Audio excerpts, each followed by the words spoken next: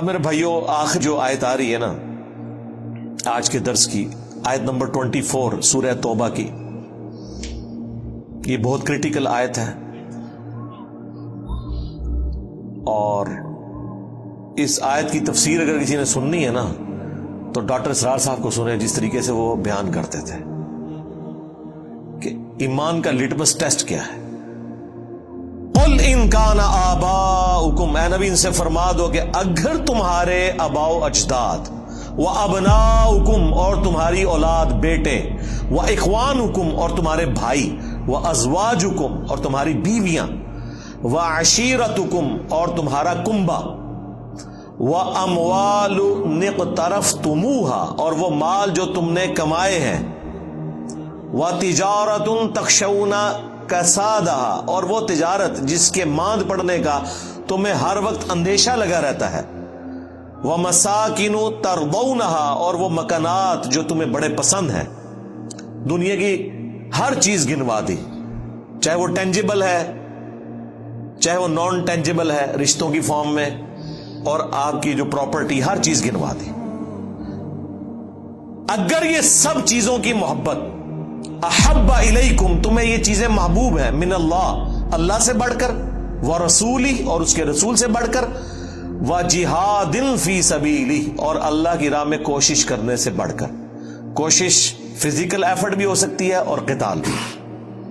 فتربصوا تو انتظار کرو، ڈاکٹر صاحب تو کہتے تھے پھر دفع ہو جاؤ، حتی یأتی اللہ بامری یہاں تک کہ اللہ تعالیٰ کا حکم عذاب آ پہنچے۔ واللہ لا یہدی القوم الفاسقین اللہ تعالیٰ ایسے فاسقوں کو، نافرمانوں کو ہدایت نہیں دیتا۔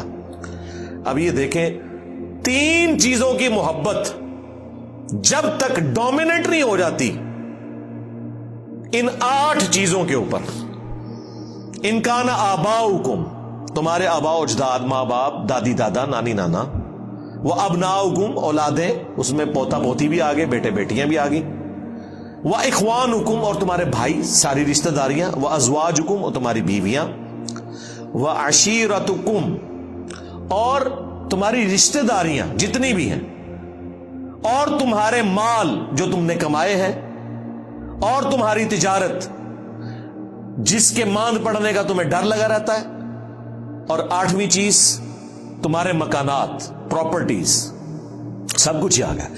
یہ 8 چیزیں جب تک اللہ، اس کے رسول اور اللہ کی راہ میں کوشش، جہاد اور قتال کرنے سے بڑھ کر تمہیں محبوب ہے تو سمجھ لو تمہارا ایمان کوئی نہیں ہے۔ اور اگر اللہ اور اس کے رسول کی محبت اور قتال اور جہاد کی محبت تمہارے دل میں ان سے زیادہ ہے تو سمجھ لو تم ایمان والے ہو۔ تو یہ پتہ کیسے چلے گا؟ پتہ اس وقت چلے گا جب دونوں چیزیں مد مقابل آئیں گی۔ ویسے تو سارے کہتے ہیں جو بھی ہیں تیرے محبوب کی امت سے ہیں۔ داڑھی کی بات کریں، کہتے ہیں جی وہ بیوی نہیں رکھنے دے رہی، کوئی کہتا ہے جی ماں کہہ رہی ہے میں دودھ نہیں بخشوں گی، تو پتہ چل گیا کہ کون آگے نکل گیا۔ النبی اولا بالمؤمنین من انفسہم وازواجہ امہاتہم، نبی مومنین کی جانوں پر ان سے بڑھ کر حق رکھتے ہیں، نبی کی بیویاں امت کی مائیں ہیں۔ تو جانوں پہ اگر بڑھ کے حق ہے، جان سے بھی بڑا حق ہے، تو بات تو اسی کی ماننی ہے۔ اور اللہ کی محبت وہ تو اہل ایمان کے ایمان کی بنیاد ہے۔ والذین آمنوا اشد حبا للہ، اہل ایمان کی تو نشانی ہے کہ وہ شدید ترین والہانہ وارفتگی میں، دیوانگی میں اللہ سے محبت کرتے ہیں۔ پھر محبت کا لٹمس ٹیسٹ بھی بتا دیا گیا۔ قل ان کنتم تحبون اللہ فاتبعونی یحببکم اللہ، اے نبی تم فرما دو اگر تم اللہ سے محبت کرتے ہو نا اور اس کا دعویٰ رکھتے ہو، پھر میری پیروی کرنی ہے، پھر اللہ بھی تم سے محبت کرے گا اور تمہارے گناہوں کو بھی معاف فرما دے گا۔ یعنی رسول اللہ کی پیروی اللہ کی محبت کا لٹمس ٹیسٹ ہے۔ تو اگر اللہ کی محبت کا لٹمس ٹیسٹ یہ ہے کہ آپ نے نبی علیہ السلام کی پیروی کرنی ہے، تو نبی کی محبت کا لٹمس ٹیسٹ کیا ہے؟ میلاد کے اوپر جھنڈا چڑھانا، وہ بھی یہی ہے نا۔ اس سے بڑی محبت کا لٹمس ٹیسٹ ہے رسول اللہ کی پیروی کرنا، اور پیروی ہے اطاعت نہیں، پیروی، پیروی اور اتباع اس سے اگلا ورژن ہے۔ اطاعت محبت کے ساتھ، جو سورۃ النساء میں آیا ہے کہ تم مومن ہی نہیں ہو سکتے جب تک کہ اپنے ہر معاملے میں رسول اللہ کو اپنا حاکم نہ مان لو اور دل میں بھی کوئی حرج محسوس نہ کرو اس کے خلاف. تو رسول اللہ کی اتباع محبت کے ساتھ کرنا، اطاعت محبت کے ساتھ کرنا، یہ ٹرو پیروی ہے، یہ اللہ تعالیٰ کا تقاضا ہے.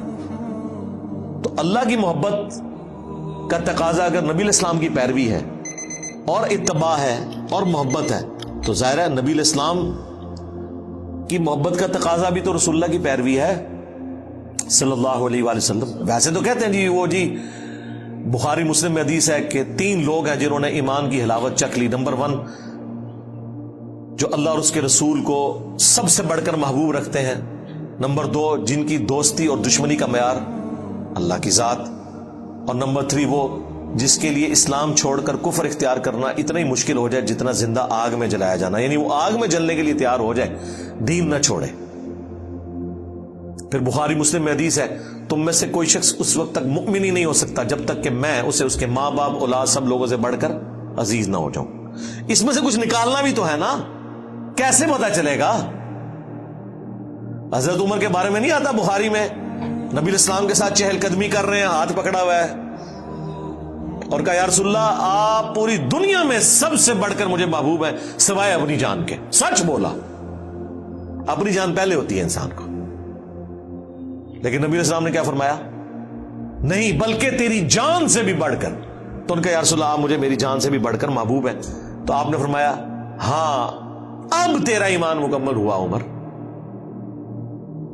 تو اس میں سے نکالنا کیا ہے؟ نکالنا یہ ہے کہ پوری دنیا ایک طرف ہو، اللہ کے نبی دوسری طرف ہو. آپ نے اللہ کے نبی کی بات ماننی ہے. یا میری زبان میں میرے نبی سا ہے ہی کوئی نہیں، تیرے بابے تھے شاہی کوئی نہیں، یہ مطلب ہے اس کا. یعنی ہم لوگوں کو قرآن و سنت کی تعلیمات بتاتے ہیں، یہ کہتے ہیں بزرگوں نے ہی فرمایا. جی بزرگوں کو قرآن و حدیث نہیں آتا تھا؟ جی حقیقت تو یہی ہے، لیکن یہ آپ بات سن نہیں سکتے. قرآن و حدیث نہیں آتا تھا کیونکہ دنیا دار نے کبھی چشتی رسول اللہ یا اشرف علی رسول اللہ کلمے کو صحیح نہیں کہا، دیندار لوگوں نے صحیح کہا ہے. تو لگتا ایسے ہی ہے کہ وہ بالکل ہی گئے گزرے تھے، عقل سے آ رہی تھے. وہ جی کلمہ پڑھا ایک نئے دن جنت میں چلے جانا ہے. جی نبی علیہ السلام سے بھی ذرا پوچھ لیں، صحیح بخاری کی حدیث ہے میری پوری امت جنت میں جائے گی سوائے اس کے جس نے جنت میں جانے سے انکار کر دیا. صحابہ نے کہا کہ یا رسول اللہ کس نے انکار کر دیا؟ آپ نے فرمایا جس نے میری اطاعت کی وہ جنت میں جائے گا، جس نے میری نافرمانی کی اس نے جنت میں جانے سے انکار کر دیا. اچھا یہ حدیث کیوں نہیں لوگوں کو بتاتے؟ یہ بھی تو بخاری میں ہے. بخاری سے آپ کو آدھی حدیث بتاتے ہیں کہ نبی علیہ السلام اینڈ پہ نکال لیں گے جس کے دل میں رائی کے دانے کے برابر بھی ایمان ہوا. بھائی جنم سے نکال رہے ہوں گے نا.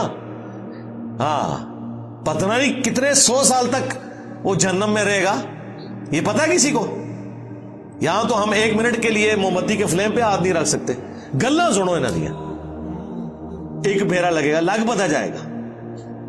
اللہم من احییتہ منا فاحیہ علی الاسلام ومن توفیتہ منا فتوفہ علی الایمان.